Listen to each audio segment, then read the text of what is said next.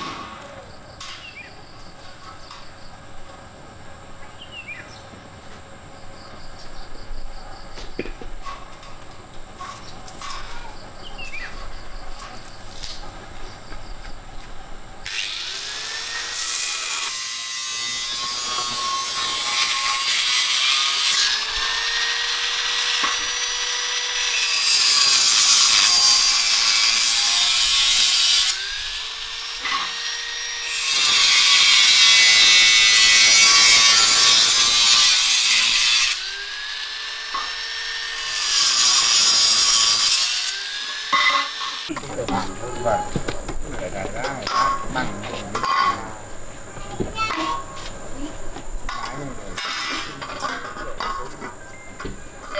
เดี๋ยวcon trai con gái là con hai lấy con gái của nó đi học gặp nhau chứ là phải khai chứ. Thế thì thông gia thì phải mai chứ được rồi. Mai chán lắm rồi lên quay.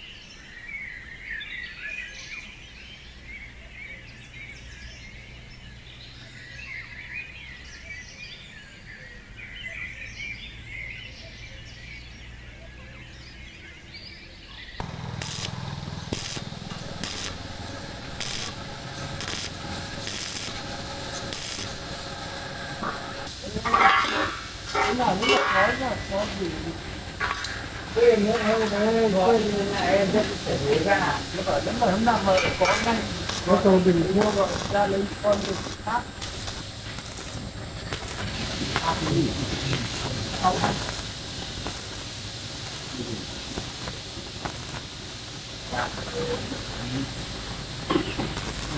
con là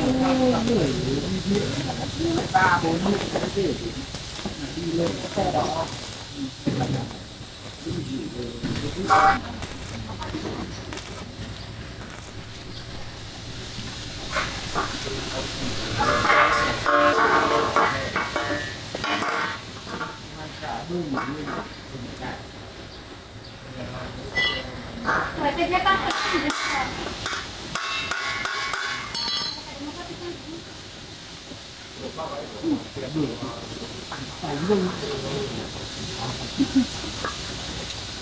đầu tiên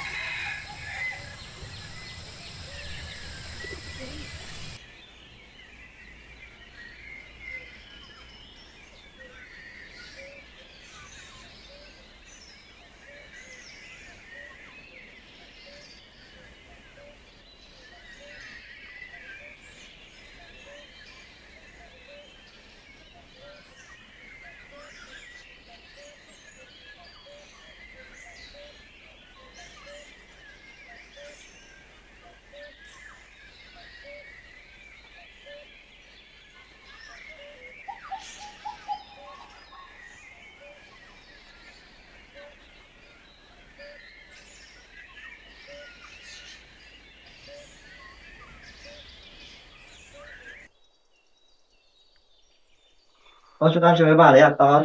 Ừ. Thì nhỉ? Dậy lâu chưa bạn? Lâu rồi. Hôm đấy nào, nhớ quá rồi nhỉ? Rồi mấy nào, nhớ quá rồi. Chưa. Ừ.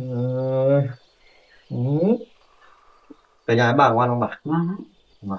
Cá cọc cái gì? Vâng. Đi chơi thì Mà anh cháu vừa đi làm cái cửa sắt về xong, cửa cái hầm ấy. Đi ra ngoài cái quán ngoài này có cái chỗ làm nó rộng mà. Xong là mượn máy hàn của họ. làm rồi. Vâng. Làm rồi dậy không xong. Vâng. Bây giờ bà cụ ngoan nhỉ? À. Ừ. Ừ. Ừ. Cứ nghỉ ngơi một tí rồi con đi làm. Vâng. Con đi cái điểm ba phân tâm ăn ngủ. Vâng. Thì nữa lúc nào đến giờ là bà một cho em nghe nói. Yêu nè. Con đi bà cụ nhé. Thế bà cho con ngủ nhé. Bà mới làm nhá nhỉ. Nhỉ. Khác là nhỉ. Bà bế nhé.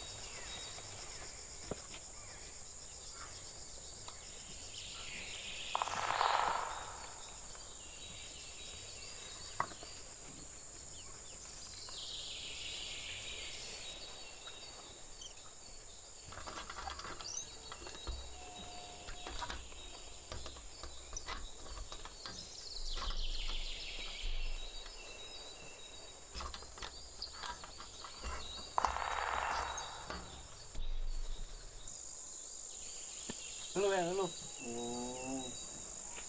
bên này đến tiêu rồi tiêu rồi đi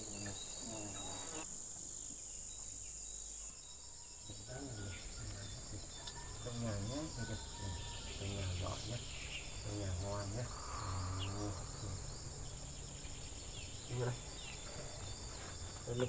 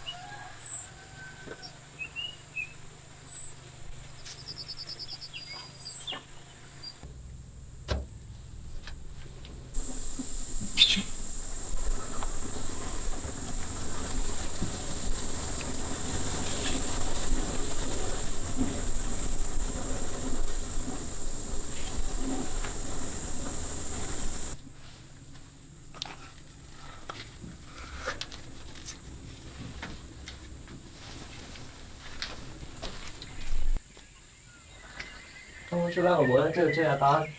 Ôi ngoan thế nhỉ. Ơi thương thế.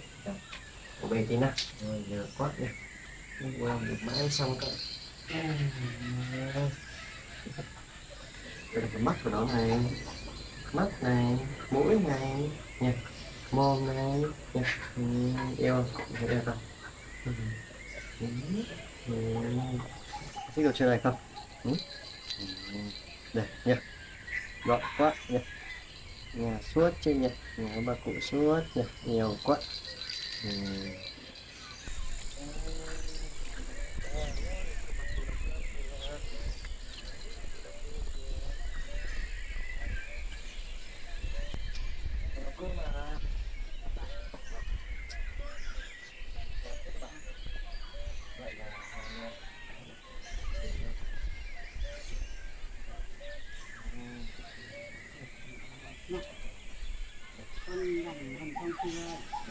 Xong rồi bạn, hôm nay là xong hết rồi. Nói chung là ăn bột chưa bạn?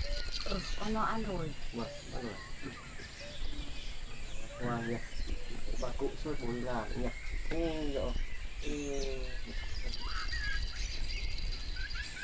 May ở đây là có bà cụ trông đỡ cháu. Để cháu đỡ mệt quá. Đào hầm mũ lâu phết, mãi bây giờ mới xong được.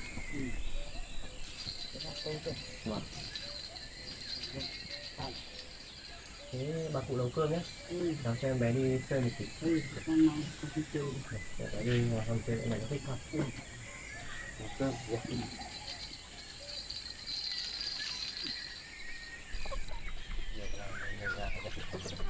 Con trống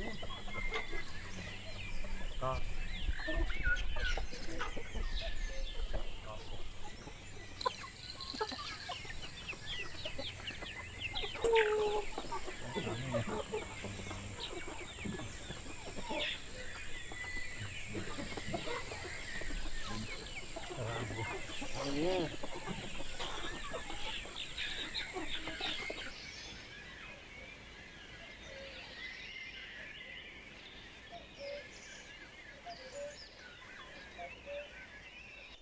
Đây cả. Em bảo muốn làm thôi chưa này nhỉ? Đấy, cho về văn phòng một con. Đấy, một căn phòng rồi nhỉ? Đấy không? Đấy. Bằng khen của bố này thấy không? Cầm này mát nhỉ? Đấy, bằng khen của bố. Sắp. Con nguồn lên nhá. Hết rồi à. Đấy. Rồi. Đấy, lấy này cho nó chơi. Này.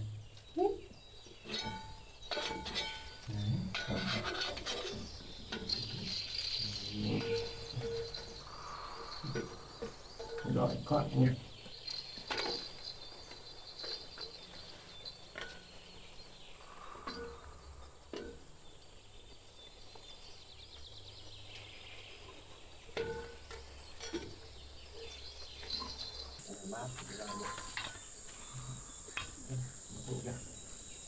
Nó đây bạn. Cái ngoài mắt các bạn. Rộng rãi lên thế nào, trang trí cũng thấy đẹp gọn gàng, thế thôi. Mát. Hôm nào lâu hết bạn. Thời gian khá lâu vì đất đá nhiều. Trong này thì nó mát. Mát, mát. Rộng rãi, mát mẻ. Ở đây thì nó vừa mát lại vừa yên tĩnh bạn. Họ cũng vừa làm ở đây xong rồi còn đầy đủ các thứ nữa. Ngày trước là lính trống đào nhiều cái này quen, mà trước thì có nhiều người đào hơn. Gọn rồi. Vâng. Đẹp, mát. Được cái là nếu mà mưa bão đi không lo bà nhỉ? Cái đây thì mỗi bạn không lo tí nào rồi. Đi lắm. Thế bà nấu cơm xong rồi? Bà nấu cơm xong rồi. Và trong em bé thì đi nấu canh. Nấu canh. Thế bà nghỉ ngơi đi.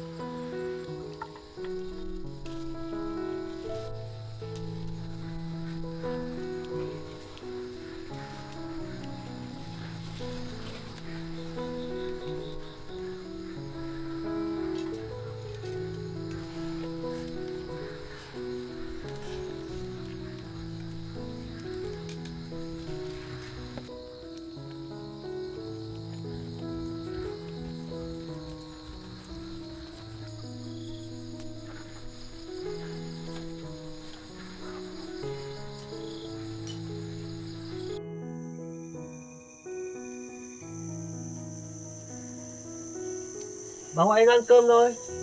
Cháu ăn cơm cho mama ơi. Xong rồi. Rồi bà thằng suốt kìa. Quá. Đấy, cơm nhá.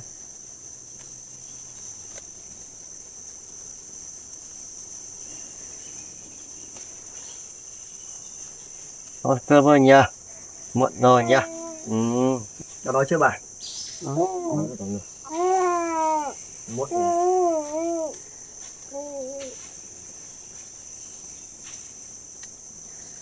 Luôn.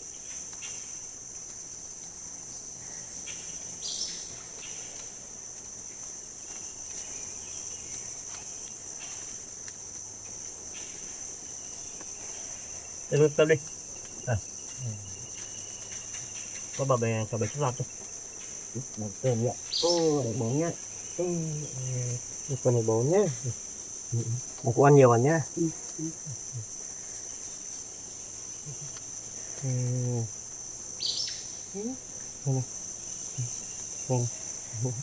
Rồi, tập đi.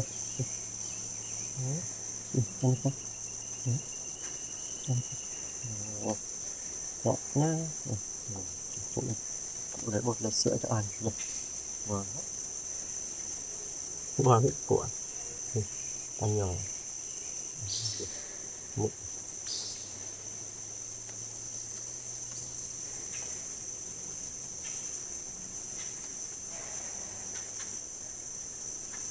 Nhiều. Cũng ăn đi bà cụ. Đó, đều ngon.